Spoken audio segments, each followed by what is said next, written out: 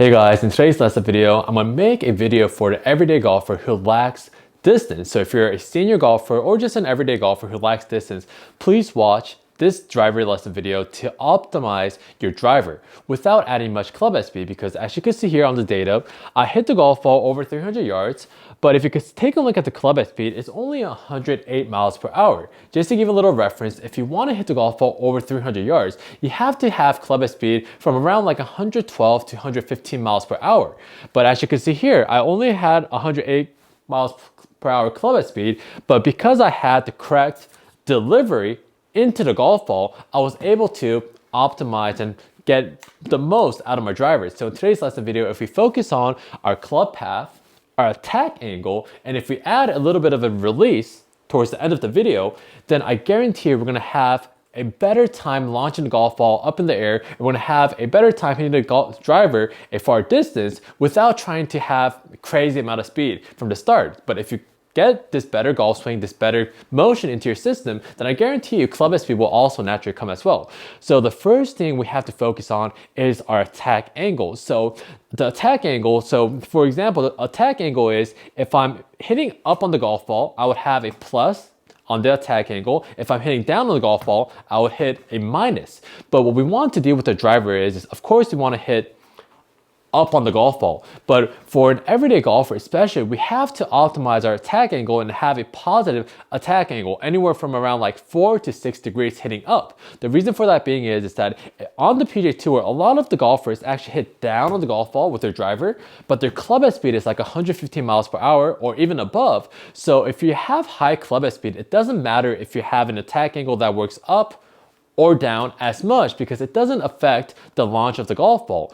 But for an everyday golfer, club head speed and the loft at our impact on our club face determines if the golf ball is going to launch high or low. But with our driver, we don't have much loft at impact. So what we want to do is we want to have higher club head speed, but that's also not the case for the everyday golfer. So we have to optimize hitting up on the golf ball. So how do we hit up on the golf ball? It's not by physically trying to help the golf ball up in the air. What we want to do is we want to focus on our setup position, and we want to focus on our trail shoulder, our right shoulder for a right-handed golfer. So from the face-on golf swing, what you want to realize is that if we're very relaxed, since I grip the golf club with my right hand below my left hand, naturally, if you can see from the face-on golf swing, my right shoulder should be tilted at a slight angle, and it should feel like my left shoulder is kind of higher than my right shoulder. Then from the face-on golf swing, now what we have to realize is that we want to get our right shoulder to be lower than our left shoulder from the face-on golf swing, but from the side view, it should feel like my right shoulder is kind of behind my left shoulder, as you can see here. So if it's very over-exaggerated, it should feel something like this. From the face-on golf swing, my right shoulder is tilted slightly under my left shoulder, and from the side view, my right shoulder is kind of working behind my left shoulder. So what this is going to allow me to do is that from this position, as soon as I hit the golf ball, I don't have to help it up, but from this position, if I just hit the golf ball, I'm going to hit a golf shot that's going to be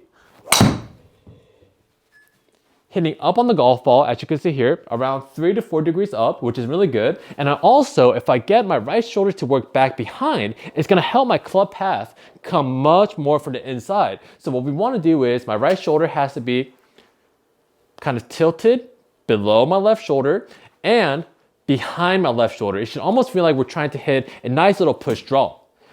And when you get into that position, so once you get into that good setup position, what you want to realize is now from this position, we want to rotate around our spine angle. So once we get the golf club on our belly button from this position, get your tilts correct. Then from this position to my takeaway position, everything should rotate together with my belly button. Then I'll be rotating around my spine angle. So for example, from this position, if the club comes off of my belly button from the start, I'm just lifting up my arms. So once I get the correct tilt with my right shoulder, then from this position, belly button, everything's gonna rotate together to my takeaway position. Then from this position, all I have to do is fold my right arm towards my trail shoulder, and I'll be at a really good top of the backswing position every single time. So get the correct motion, get the correct tilts with your right shoulder, and we're gonna go body turn, and then fold your right arm and cock and hinge your wrist to the top of the backswing, and we'll be in a much, much better position, and we'll get the golf club to be in a really good position depth-wise, and my hand should be somewhere down my heel line. Once we get into this position, all we have to do is release the golf club a little bit towards 1 o'clock, and we'll be in a much, much better position. And I guarantee you, we're gonna hit the golf ball a lot farther. So the release part, all we have to do is grab the golf club with 3 fingers, and 3 fingers is the fingertips. So with the 3 fingers, so my pinky finger and my ring finger is gonna come off of the grip, and we're just gonna grip the golf club with our fingertips. From this position, if I just swing the golf club with my fingertips back and forth, you're gonna feel the weight of the club, and you're gonna feel a very natural release. If you just let the club go with the 3 fingertips, you're gonna feel a natural release, and you're gonna feel the club actually wanting to make that left turn, even without yourself forcing yourself to. So what you wanna do is get your correct tilt, go body, and then arms. Then from this position, release the golf club, make that left turn towards that 1 o'clock position off to first base, and I guarantee you that's the first step in taking your driver to the next level. So get that really good tilt, go body and then arms. And then from this position, swing the golf club and release off towards that 1 o'clock position, and I guarantee you we'll be in a much, much better position. So if you guys like the lesson video, please like and subscribe to help my channel grow, and for in-person or online lessons, I'll leave all the information in the description below. Thanks guys.